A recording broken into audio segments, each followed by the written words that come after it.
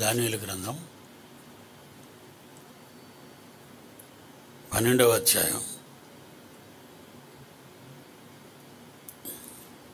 4వ వచనం.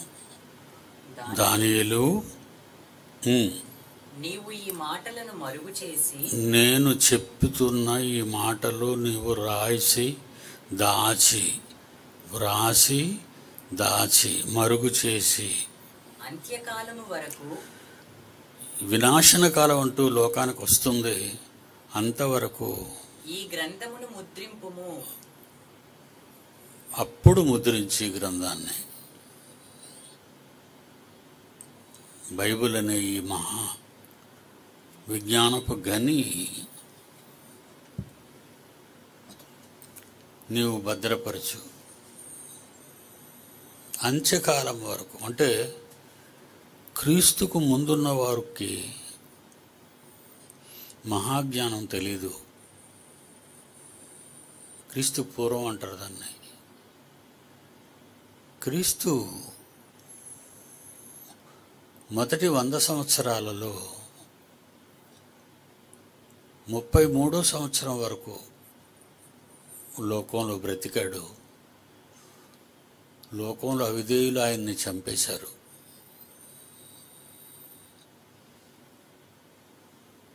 ఆయన వ్రాయించిన, ఆయన ద్వారా జరిగించిన ఈ కార్యాలన్నీ చూస్తే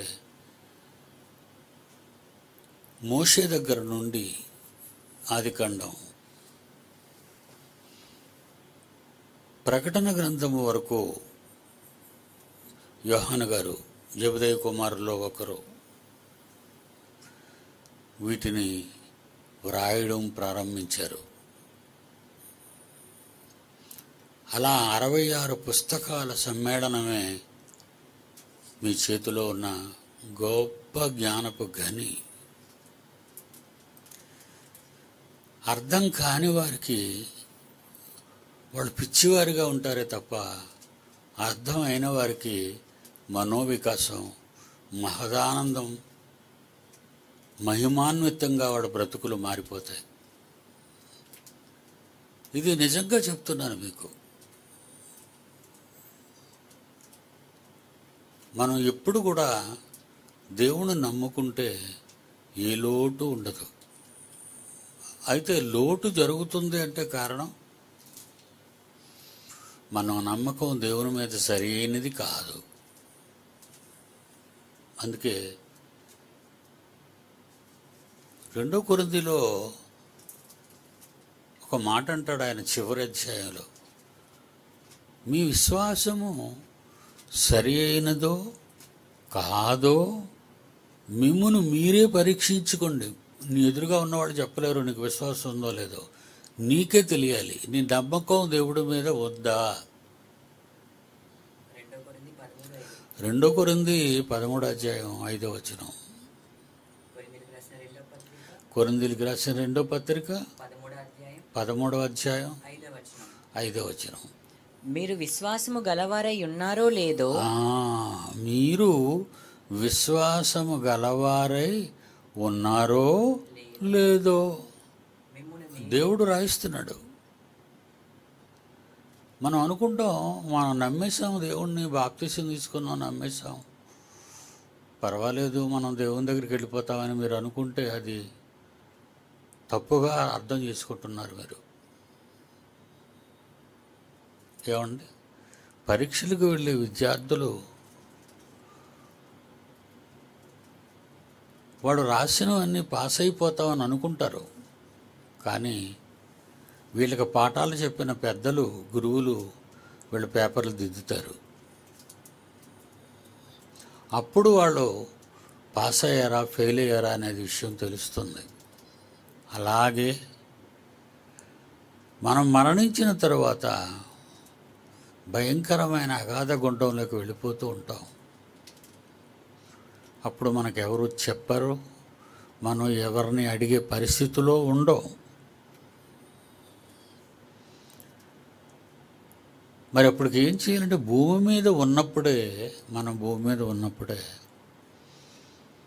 నేను దేవుని కొరకు నేను దేవునిని నమ్ముకున్నాను, నా నమ్మకం రైటు, నా నమ్మకం బైబిల్లో వ్రాయబడినట్టుగా ఉంది అని చెప్పగలగాలి.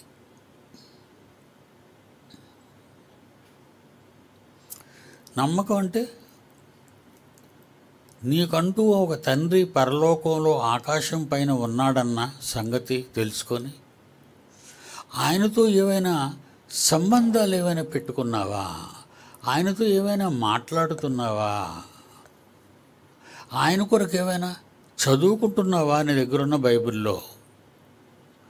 ఏమీ లేనప్పుడు నువ్వు పరలోకానికి వెళ్ళిపోతానని ఎలాగనుకుంటున్నావు? ఎవరో చెప్పిన మాటలు నమ్మొద్దు. యేసుక్రీస్తు బైబిల్లో ఇలాంటి వాళ్ళ గురించి ఏం చెప్పాడో తెలుసా? ఒక గుడ్డివాడు మరో గుడ్డివానికి తోవ చూపితే ఇద్దరు గుడ్డోళ్ళు కలిసి గుంటలో పడిపోతారు అన్నాడు.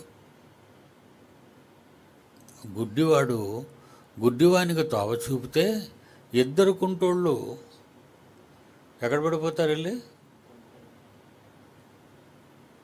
గుంటలో పడిపోతారు.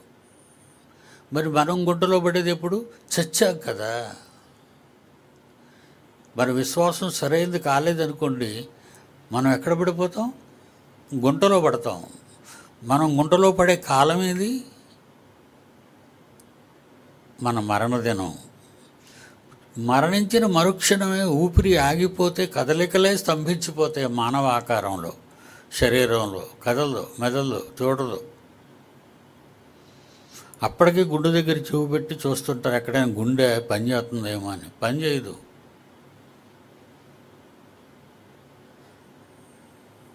అందుకే మనం మరణానికి ముందే మన తండ్రి కొరకు ఏదో ఒకటి చెయ్యాలి, పని చెయ్యాలి. అప్పుడు మనకి నమ్మకం ఉంది.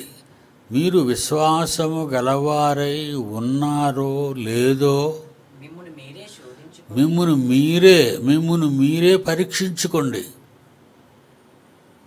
నేను విశ్వాసనేనా? నేను నిజంగా దేవుణ్ణి నమ్ముతున్నానా, లేకపోతే నేను భ్రమ? అర్థమైందా? మిమ్మును మీరు పరిశోధించుకొని మిమ్మును మీరే పరీక్షించుకోండి. మీరు భ్రష్టులు కాని ఎడల మీకు భ్రష్టత్వం అనే రోగం వస్తుంది. దేవుణ్ణి నమ్మకపోతే, జాగ్రత్తగా వినాలి మీరు ఇక్కడ, దేవుణ్ణి నమ్మకపోతే భ్రష్టుడు అంటే ఎవరు? సాతాను. పరలోకంలో దేవునితో యుద్ధం చేసిన దుష్టురాలు.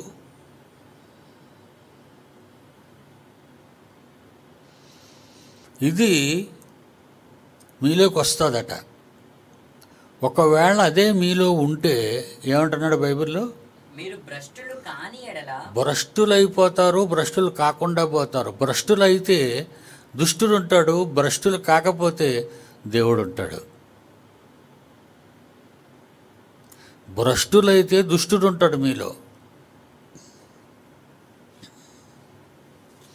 ఇప్పుడు స్క్రీన్ మీద ఒక కరపత్రం వేస్తాడు మన అజిత్. ఇద్దరు పిల్లలు, ముగ్గురు పిల్లలు. చిన్ని చెన్నై నుంచి, నారాయణ ఎర్రగుంట్ల నుంచి, ప్రతాప్ ఒంగోలు నుంచి. 2 భాషల్లో నేను ఎప్పుడో చిన్నప్పుడు వ్రాసిన పాట ఉండేది. చిన్నప్పుడు. ఈరోజు వాళ్ళు నాకు మనవలు అవుతారు.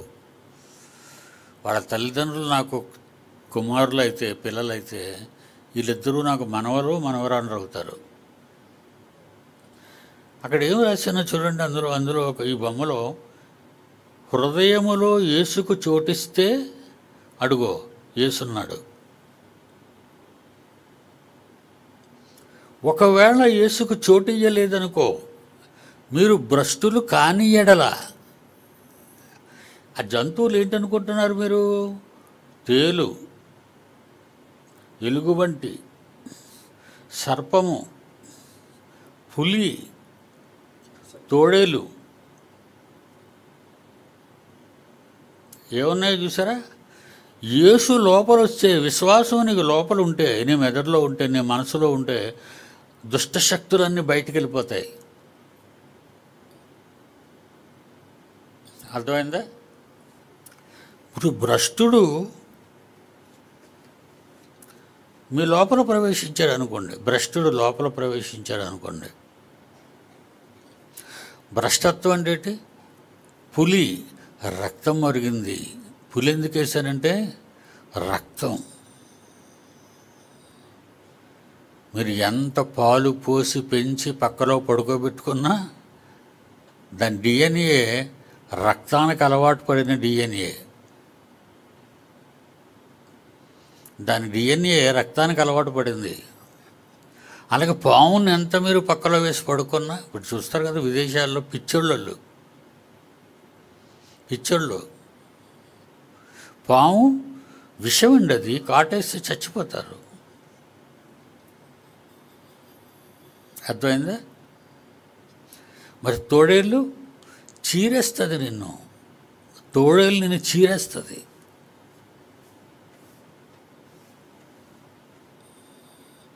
తేలు దాని తోకలో ఉండే కొండే, ఇదిగోండి నేను చేసింది ఇది. మత మార్పిడి కాదు, మనస్సు మార్పుకై. హృదయం అన్నిటికంటే మోసకరమైనది, అది ఘోరమైన వ్యాధి కలది, దాన్ని గ్రహింపగలవారు ఎవరు అని బైబిల్లో రాయబడిన ఆ వచనాన్ని అక్కడ నేను రాశాను.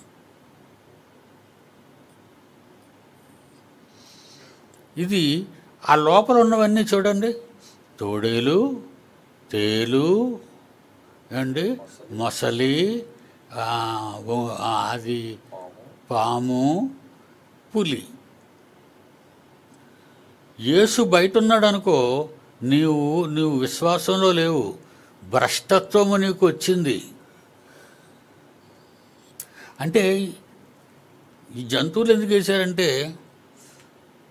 పులి మనిషిని చూడగానే వేటాడుతుంది, దాని నోటితో పట్టేస్తుంది, చీల్చుకు తినేస్తుంది.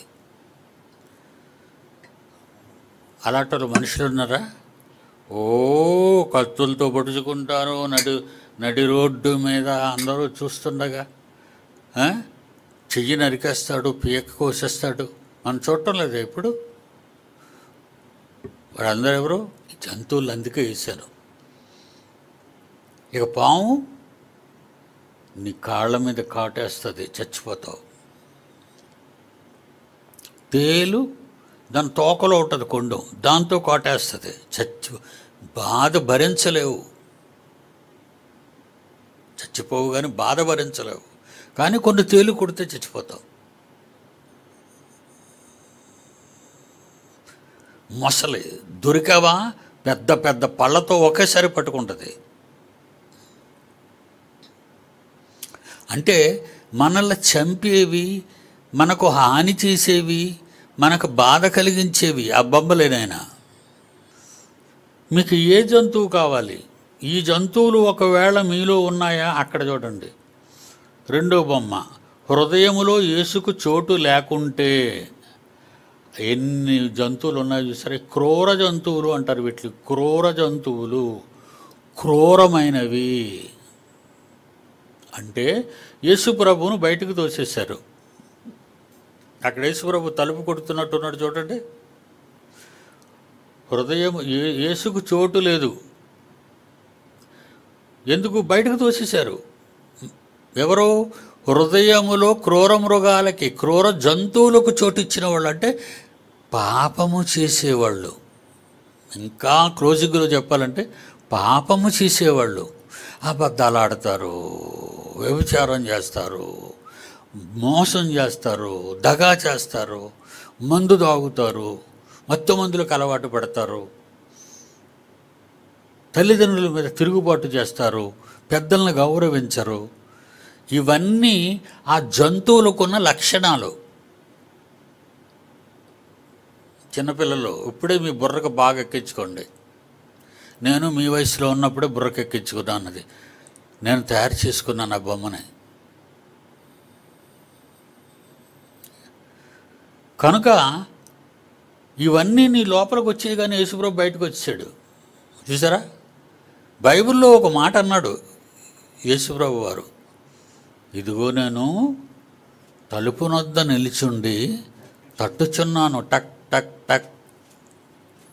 మరి మిమ్మల్ని ఎప్పుడైనా తట్టాడు ఆయన? నాకు ఎప్పుడు తలుపునొద్ద నిలిచిన మరి తలుపు కొట్టలేదని అంటారు. ఇదిగో ఇప్పుడు మీరు వింటున్నారే, ఇదే మీ తలుపు కొట్టడం. అర్థమైందా? పిల్లలందరూ జాగ్రత్తగా అర్థం చేసుకోండి. టక్ టక్ టక్ టక్ తలుపు కొడుతున్నారు. చదువు నాయన. ప్రకటన గ్రంథం 3వ అధ్యాయం 20వ వచనం అండర్లైన్ చేసుకోండి, అప్పుడప్పుడు చదవండి, రోజుకి చదవండి. ఇదిగో నేను తలుపునొద్ద నిల్చుండి తట్టుచున్నాను. మీ హృదయం అనే తలుపు దగ్గర నిలబడి, అదిగో అక్కడ చూసారా ఆ బొమ్మలోను, అలా మీకు అర్థం అవుదేమో అని తలుపు అని వేసాడు. అక్కడ ప్రభువారు తలుపు కొడుతున్నారు.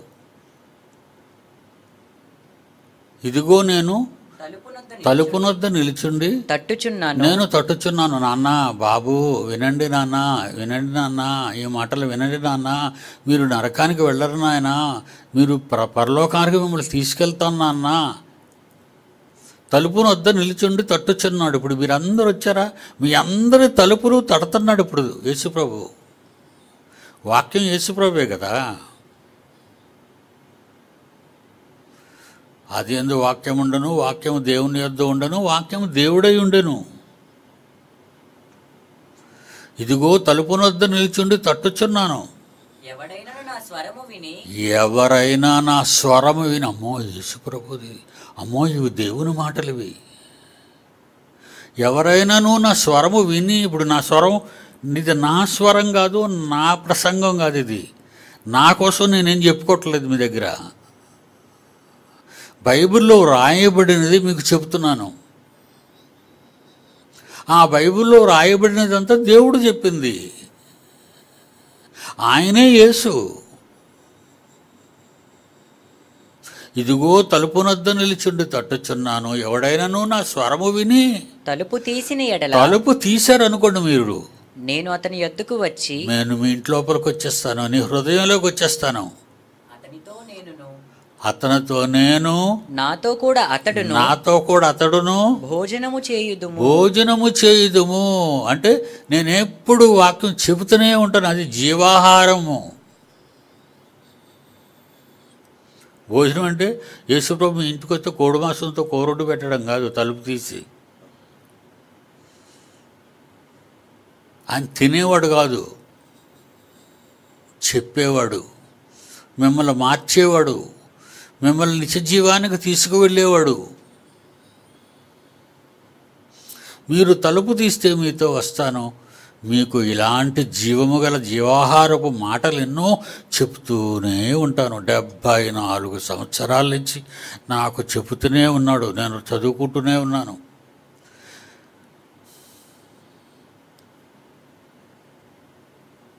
ఎలిమెంటరీ స్కూల్ అయితే 5 సంవత్సరాలు, 5వ క్లాస్తో డిబార్ అక్కడ బయట దోసేస్తారు. అక్కడి నుంచి 6వ క్లాస్ నుంచి 10th క్లాస్ వరకు వెళ్తుంది, అది హై స్కూలు. అక్కడి నుంచి దోసేస్తారు. 10 ఏళ్ళు అయిపోయింది అక్కడికి. ఇంకా హై స్కూల్కి కాలేజీకి వచ్చిన తర్వాత డిగ్రీ 3 ఏళ్ళు లేకపోతే 4 ఏళ్ళు. టెక్కలు డొక్కులు అన్నీ ఉన్నాయి కదా ఇప్పుడు. డొక్కులు ఆ డొక్కుల కోసమే కదా వేలు ఖర్చు పెడుతున్నారు మీ పిల్లల మీద పెట్టి.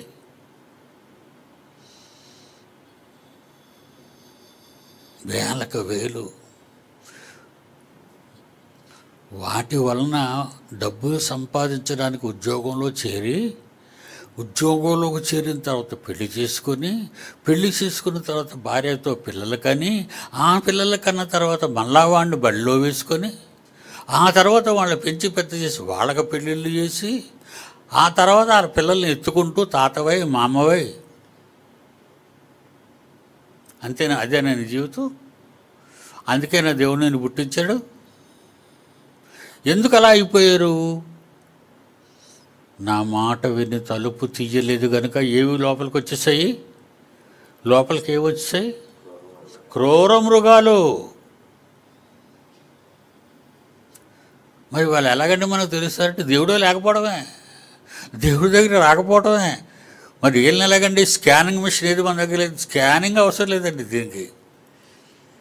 నీకు బైబిల్ చదవకుండా, నువ్వు దేవుని సన్నిధికి రాకుండా, దేవుని మాటలు వినకుండా నువ్వు ఉన్నావు అనుకో, లోపలికి ఎంటర్ అయిపోయేవి. అందుకే నువ్వు ఎవరైనా ఏమని అన్నారంటే ముందు పడాలి మీద కొట్టేస్తావు. ఎవరైనా నేను ఒక మాట అన్నారనుకోండి, అబ్బ బూతులు. ఏమండి, కొంతమంది మరి అది ఏ భాషో కానీ బూతులు భాష అంటారు దాన్ని. మీరు చాలామందికి తెలుసు ఆ భాష, కానీ మాట్లాడరు. అవి తగులు ఆడుకున్నప్పుడు ఎక్కువ ఆడవాళ్ళ దగ్గర రావాలండి. ఆడవాళ్ళు కానీ బూతులు మాట్లాడుకుంటే మన గుంటాగిపోద్ది. భయంకరమైన బూతులు. కొంతమంది తగులు ఆడుకున్నప్పుడు ఆ బూతులు నిజంగా వింటుంటే మైండ్ నరాలు కట్ అయిపోతాయో అనిపిస్తుందండి. అలాంటి బూతులు నీ నోటి నుంచి రావచ్చా అవి? ఏంటే ఎవరో క్రైస్తవులు, అమ్మా చెల్లి, అమ్మా అక్క, ఇక్కడికి వచ్చి నువ్వేమి నేర్చుకుంటున్నావు? ఏంటే నీ భాష తగలెట్ట. అలాంటిదండి. ఏదో అబద్ధం ఆడావు, నోరు మూసుకొని ఉండు. అబద్ధం ఆడావు కదా, అది దేవుడితో కదా చెప్పాలి. అవతల వ్యక్తి నిన్నేదో అనేసింది కదా, అది ఎవరితో చెప్పాలి నువ్వు? నా నిమిత్తము జనులు మిమ్మును నిందించి హింసించి మీ మీద అబద్ధముగా చెడ్డ మాటలల్లా పలుకున్నప్పుడు మీరు ధన్యులు. తర్వాత పరలోకమందు మీ ఫలము అధికమగును. 5:11 మత్తయి వార్త. నిన్నేదో అనేసాడని నీకు ఎక్కడైనా కనం పడిపోయిందా పెద్దది? అన్నీ మూలాన్ని యేసుప్రభుని ఎన్ని అన్నారు, రాళ్లతో కొట్టారు, బూతులు తిట్టారు, కొరడాలతో చించేశారు శరీరాన్ని.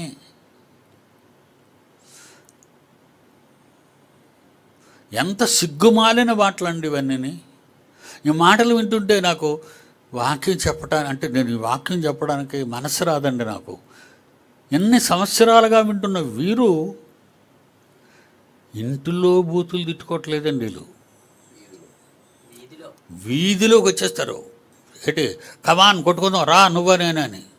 మగవాళ్ళు ఎలాగా రౌడీ తాగేసి తాగుబోతులు, అరే నువ్వు బయటికి రారా, వచ్చాను రా, కొట్టుకుంటారు. పట ఈయన మొత్తానికి ఎవడొకటి కింద పడిపోతాడు.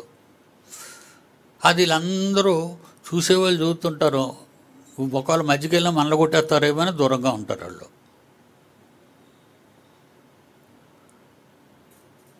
ఫోన్లే తిట్టింది కదా, ఓర్చుకో. ఫోన్లే అంటుంది కదా, నువ్వు చేస్తే కదా, నువ్వు ఊరుకో అనుకొని. ఏమంటున్నాడు యేసుప్రభు కొండ మీద ప్రసంగాల్లో? మత్తయి సువార్త 5వ అధ్యాయం 11వ వచనం. నా నిమిత్తము జనులు మిమ్మును నిందించి హింసించి మీ మీద అబద్ధముగా అబద్ధంగా నువ్వు దాన్ని బూతు తిట్టావని, నువ్వు దాన్ని మామూలుగా అడిగినందుకు అది బూతు తిడుతుంది. అది బూతు తిడితే నువ్వు బూతు తిడతావా? తిట్టద్దు. సరేనమ్మా, నీకు ఒక నమస్కారం తల్లి, నీ నోటుకు ఒక నమస్కారం, తప్పు నాదే, నన్ను క్షమించు, నేను వెళ్ళిపోతాను.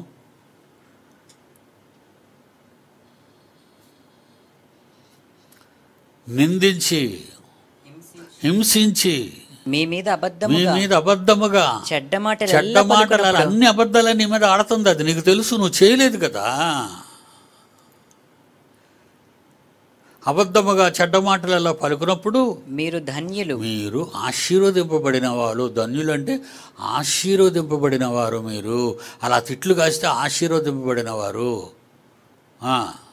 సంతోషించి ఆనందించుడి. సంతోషించండి, అప్పుడు ఆనందించండి. అప్పుడు పరలోకమందు మీ ఫలము పరలోకమందు మీ ఫలము అధికమగును. మీకు డబ్బు మీ అకౌంట్లో డబ్బులు వేసేస్తుంది బూతులాడి. బూతులు ఆడుతుందంటే నీకు పరలోకంలో భాగ్యం కల్పిస్తుంది. నువ్వు ఓర్చుకుంటే.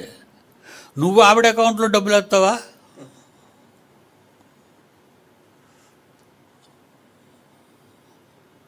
దేవుని పిల్లలారా, పౌలు గారు పత్రికల్లో అంటూ తగువులు ఎక్కడ ఆడతారట వీళ్ళు? మన క్రైస్తవులేనండి. తగువులు ఎక్కడ ఆడతారట? జాగ్రత్తగా వినాలి. ఇది అందరూ తగువులు ఆడేవాళ్ళు, బూతులు ఆడేవాళ్ళు, గొడవలు చేసుకునేవారు, నోరు గట్టిగా మాట్లాడేవాళ్ళు, వాళ్ళందరికీ చెప్తున్నాను, జాగ్రత్తగా వినండి. కొరింథీయులకు రాసిన పత్రిక మొదటి పత్రిక తీయండి, అందరూ తీసి చూడాలి. అది అండర్లైన్ చేసుకోండి. కొరింథీయులకు రాసిన మొదటి పత్రిక 6వ అధ్యాయము మొదటి వచనము. కొరింథీ మొదటి వచనము. మీలో ఒకనికి మరి ఒకని మీద, మీలో పౌలు చెప్తున్నాడు కొరింథీ సంఘములో ఉన్నవారికి. కొరింథీ అంటే యూరప్ దేశంలో ఉంది. ఇప్పటికీ ఆ పట్టణం ఉంది, కొరింథీ పట్టణం కూడా ఉంది. ఆ కొరింథీ సంఘంలో ఉన్నటువంటి వాళ్ళల్లో గొడవ వచ్చింది. ఆ గొడవ ఎక్కడికి వచ్చిందట చూడండి. మీలో ఒకనికి మరి ఒకని మీద వ్యాజ్యం ఉన్నప్పుడు, తగువు ఉన్నప్పుడు, వాడు పరిశుద్ధుల ఎదుట సంఘములో మంచి వాళ్ళ మధ్యన తీర్చుకోకుండా అనీతిమంతులు ఎదుట అనీతిమంతులు, అవిశ్వాసులు, దేవుని నమ్మని వారు వాళ్ళ మధ్యకెళ్ళి వ్యాజ్యమాడుటకు తెగించుచున్నాడా? అక్కడ బూతులు ఆడడానికి తెగిస్తున్నావా? అక్కడ తగువులు ఆడడానికి తెగిస్తున్నావా? ఇది అందరూ అండర్లైన్ చేసుకోవాలి. ఇది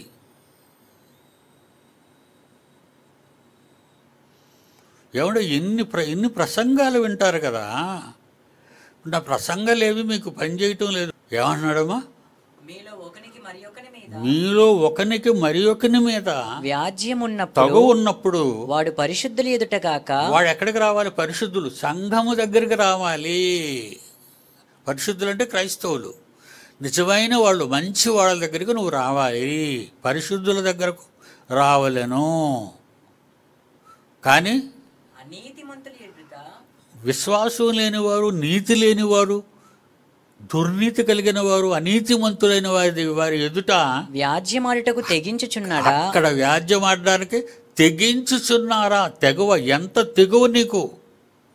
ఒక క్రైస్తవురాలనని, ఒక క్రైస్తవుడని చెప్పుకున్న మీరు రోడ్డు మీదకి వెళ్ళి అనీతిమంతులు ఉండే అందరూ విస్తుపోయి చూసినట్టుగా మీరు భయంకరమైన బూతులు ఆడుతున్నారంటే మీరు గుడికి రావడాలు తెలుసు, వాళ్ళకి మీరు ప్రార్థనలకు రావడాలు తెలుసు, మీరు ప్రార్థనలు పెట్టుకోవడాలు తెలుసు.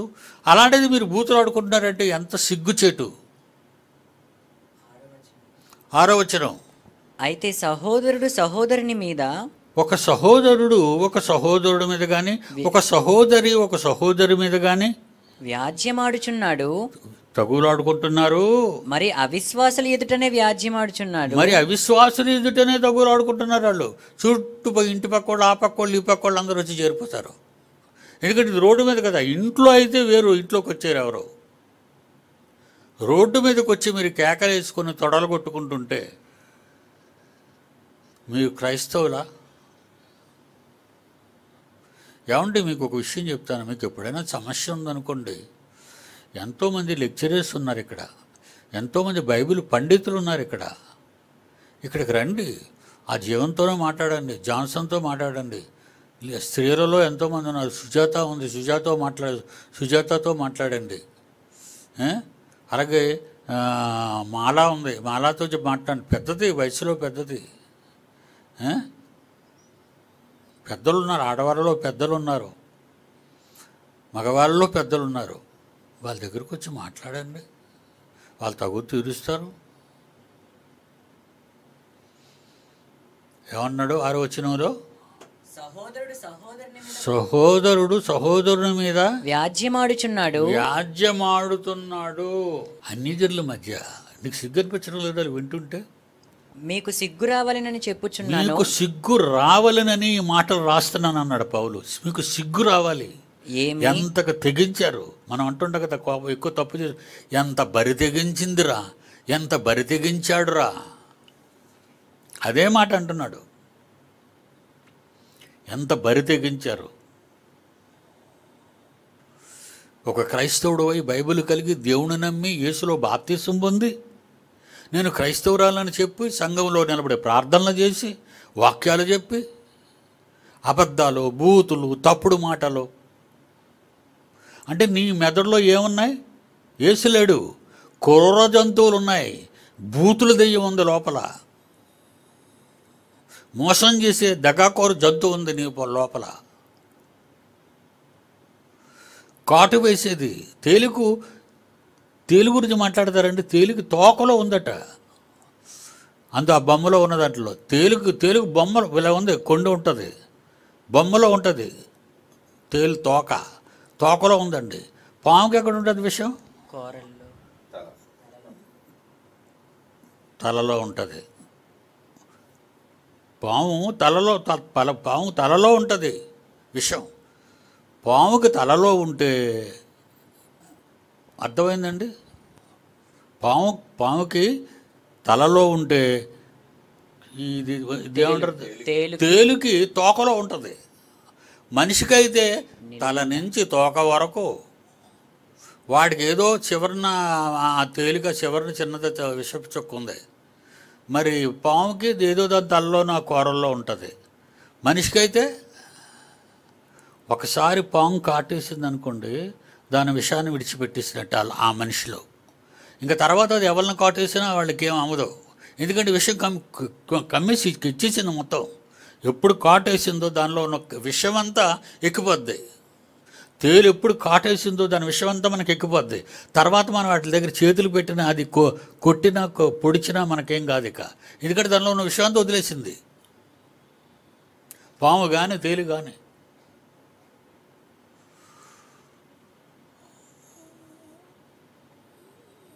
దేవుడు కావాలా? మొదట భ్రష్టత్వము సంభవించి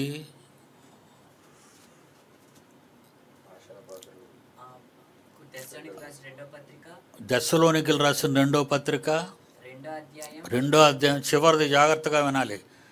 దెస్సలోనికీయులు రాసిన 2వ పత్రిక 2వ అధ్యాయము 3-4 వచనాలు.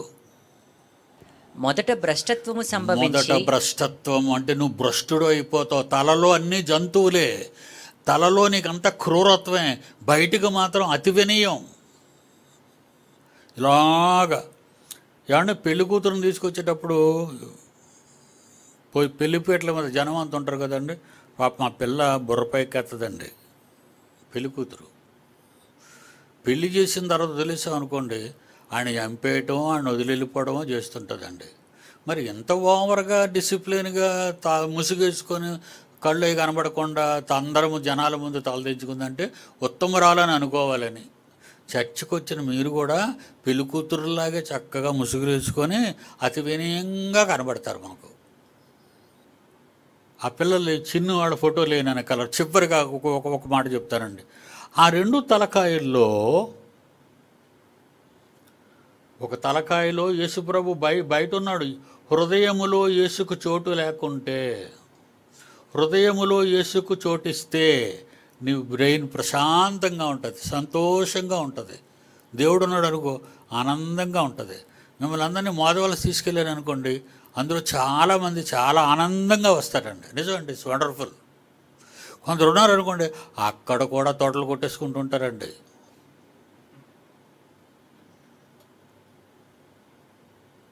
ఇవన్నీ నా కంటికి కనబడవండి. పిల్లలు చెప్తారు వాళ్ళిద్దరూ తోటలు కొట్టేసుకుంటున్నారని. ఏదో ఒక రోజు కాలు ఇరిచేస్తాడు ఇంక దేవుడు వాళ్ళకి, అంతే, నువ్వు ఊరుకో అంటాను. చూసా, జంతువులన్నీ బయటకు వచ్చి యేసుప్రభు లోపల ఉన్నాడు, నీ మనసు ప్రశాంతంగా ఉంటుంది. ఈ జంతువులన్నీ లోపల ఉంటే నీకు విశ్వాసం లేదు, ఏమీ లేదు. ఇప్పుడు 2 దశలోనికీయులు చదువుతాడు 2వ అధ్యాయం. మొదట భ్రష్టత్వము సంభవించి నాశన పాత్రుడగు పాప పురుషుడు బయలుపడితేనే గాని, బయటకు వస్తేనే తప్ప ఆ దినము రాదు. బయటికి రావాలి. ఆయన బయటకు మీరే తొయ్యాలి. మరి మీరే కదా పిలిచి ఎక్కించుకున్నారు పైన. ఏమండి, కొంతమంది పెళ్ళయి పాపం భర్తలు హింసించే హింసా విధానాన్ని తట్టుకోలేక, ఎందుకమ్మా పెళ్లి చేసుకున్నప్పుడు ఇలాంటి ఆయన చేసుకున్నామంటే, మా అమ్మ నాన్నలు పెద్దలందరూ కూడుకొని ఆ కుర్రోడు భవిష్యత్తు చూడాలి, గతం చూడాలి కదా, చూడకుండా నాకు కట్టేశారండి, అందుకే నా పరిస్థితి ఇలాగ అయిపోయిందని బాధపడుతుందండి ఒక ఇల్లాలైతే. ఒక పురుషుడైతే, ఒక బుద్ధిమంతుడైతే ఏదో ఆ రోజు ఆవిడ తయారవడం, ఆవిడ జుట్టు, ఆవిడ అందం, ఆవిడ మేకప్ చూసి మోసపోయానండి, మంచి పిల్ల అనుకున్నాను, ఇప్పుడు నాతో డేటింగ్ చేస్తుందండి అంతే, ఇంకొకరితోనేమో తిరగడానికి వెళ్తుందండి. ఈ మధ్యన అమ్మాయిలట, కాలేజీ అమ్మాయిలట టిఫిన్లు ఇప్పించడానికి ఒకడిని లవ్ చేస్తారట. టిఫిన్స్ అంటే ఉదయం రాగానే మన ఇద్దరు హోటల్కి వెళ్దాం. చూడండి, వాళ్ళు మాట్లాడుకున్నప్పుడు మనం ఒక దగ్గర కూర్చొని టీ తాగితే ఎలా ఉంటుంది? బాగుంటుంది పద, అలా మాట్లాడుకోవడం డైలాగులు అవి. మనం ఎక్కడైనా ఇద్దరు ఎక్కడో కలిశారనుకోండి, ఎందుకంటే లవ్ ఎట్ ఫస్ట్ సైట్ కదండి. ఇలా చూడగానే ప్రేమలో పడిపోతారు, పావును చూడగానే భయంలో పడిపోతారు. ఇలా చూడగానే ప్రేమించేసావా? ఏముందరా, ఏం తెలుసురా నీకు వాళ్ళ గురించి? వాళ్ళ ఇంటికి వెళ్ళావా? వాళ్ళ చుట్టాలను అడిగావా? వాళ్ళ ఊరు వెళ్ళావా? వాళ్ళు చదువుకున్న బడి దగ్గరికి వెళ్ళావా? పలానా అమ్మాయి ఎలాంటిదని అడగడానికి అడగవా? నచ్చేసింది పెళ్లి చేసేయండి అంటాడు అంతే. చేసిన తర్వాత బయటకు తగిలేయండి అంటాడు. తర్వాత పోలీస్ స్టేషన్లు, కోర్టులు. చదువునైనా ఏది దేవుడు అనబడునో, ఏది పూజింపబడునో, ఏది పూజింపబడవలసి ఉందో దానినంతటిని ఎదిరించుచు, దేవుని కార్యక్రమాలన్నిటినీ ఎదిరించుచు, దానికంతటికి పైగా వాడు తన్ను తానే హెచ్చించుకొనుచు, తన్ను తానే నీ గుండెల్లో మనసులో చోటు చేసి హెచ్చించుకొని, తానే దేవుడనని తన్ను కనపరుచుకున్నా. దేవుని ఆలయంలో కూర్చుండును గనుక, దేవుని ఆలయమైన మీ దేహంలో అది కూర్చుండిపోయింది వచ్చి. మీరు బెస్ట్ బయట ఉన్నోళ్ళు, అది లోపలికి వచ్చి కూర్చుందట మనలో. చూడండి ఎంత దారుణం దేవుడు చెప్తున్నాడో. అంటే మనలో ఇన్ని దుర్మార్గపు గుణాలన్నీ వచ్చాయంటే అది పడుకుంది జాగ్రత్తగా వచ్చి. ఒప్పుకుంటారా మీరు? కన్ను మూసారా, ఇందాకే పాటేశాడు, కన్ను మూసాడా మన పరిస్థితి అయిపోయినట్టే.